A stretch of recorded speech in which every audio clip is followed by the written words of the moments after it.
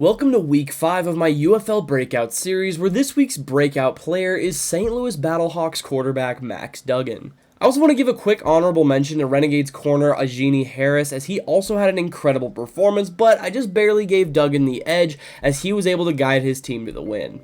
In his first start of the season, Duggan threw for 124 yards and a touchdown on 9 of 12 passing, while also being dominant in the run game, adding an additional 70 yards and 2 touchdowns. This is the type of production fans have been expecting from Duggan since his signing in this past offseason, but he's only had sparing playing time and hasn't been able to showcase his abilities all that much. That said, St. Louis can now be confident in their future with him at the helm, and it's going to be very interesting to see how he can build on this performance in the coming weeks. Let's take a look back at his career so far to see how he got to the UFL, and then see where he could be headed next after his breakout performance.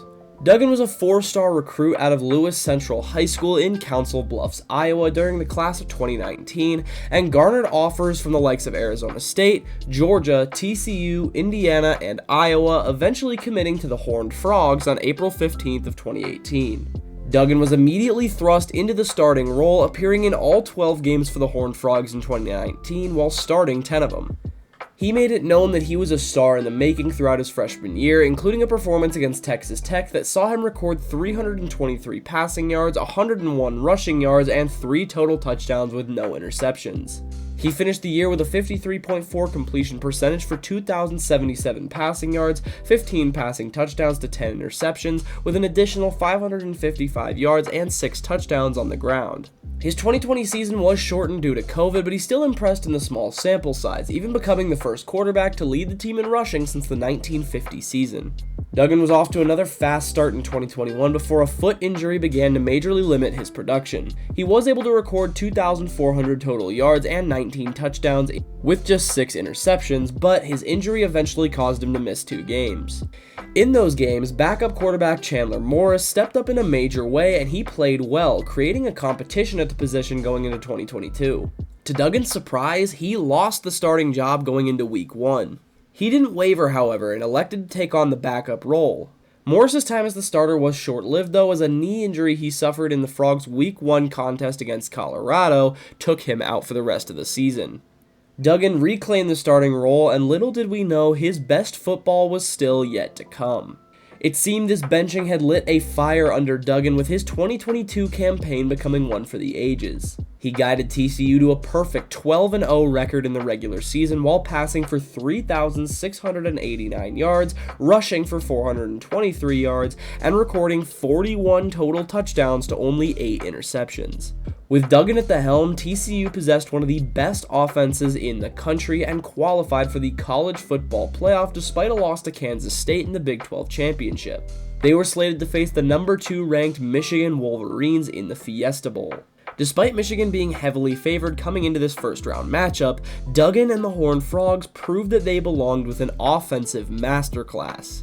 Duggan recorded 282 total yards and 4 total touchdowns in that game as they pulled off an incredible upset by a score of 51-45 to advance to the 2023 National Championship.